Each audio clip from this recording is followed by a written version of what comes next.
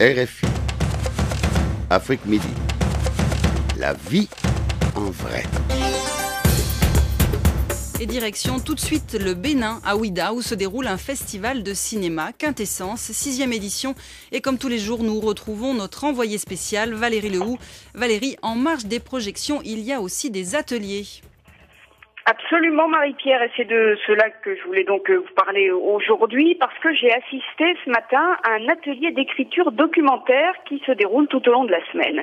Alors, c'est vraiment intéressant, parce qu'il y a une dizaine d'élèves, certains venus de loin, certains venus de Guinée, tout exprès pour cet atelier d'écriture documentaire. Et ce qui est frappant, vraiment, moi, ce qui m'a beaucoup marqué en suivant l'atelier du fond de la salle, c'est le sérieux et la motivation des élèves. Alors, c'est animé par une réalisatrice franco-ivoirienne dont je vous parlais déjà au début de la semaine, qui s'appelle Isabelle Boni-Clavry, qui est venue là donc exprès, et elle-même aussi dit qu'elle est très impressionnée par la motivation de ses élèves. Je vais vous donner un exemple.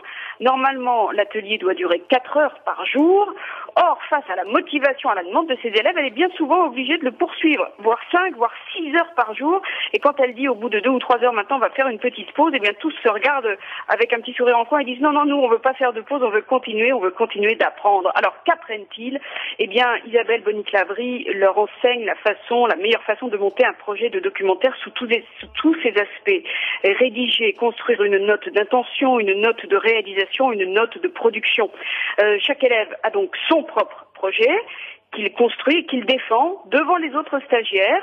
Tout cela avec les conseils, les remarques d'Isabelle Boni-Clavry. Je peux vous dire qu'elle ne fait aucune concession, qu'elle est même parfois assez sévère dans la façon dont elle peut rectifier le tir, apporter des précisions, dire attention là, ce n'est pas clair, là je ne vois pas le film, décris-moi, donne-moi plus de détails, donne-moi plus de précisions.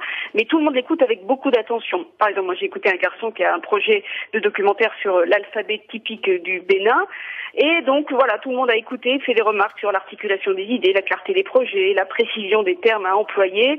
Les autres élèves écoutent avec, je vous le disais, beaucoup d'attention et réagissent. On sent vraiment une grande implication, à tel point que je crois sincèrement qu'on peut dire que cet atelier-là, c'est la grande réussite de ce festival Quintessence, de cette 6e édition de Quintessence. Alors évidemment, en marge des projections, il y a l'atelier. En marge de l'atelier, il y a les projections, j'ai envie de dire aussi.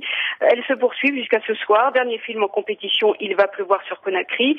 Le jury l'aura déjà vu. Il est projeté à 17h, il l'aura déjà vu parce qu'il se réunit tout à l'heure, en milieu d'après-midi, pour délibérer, dire qui va remporter les trophées. Mais la remise et la désignation officielle des vainqueurs, ce sera demain pour la clôture de ce festival de Quintessence à Ouidah.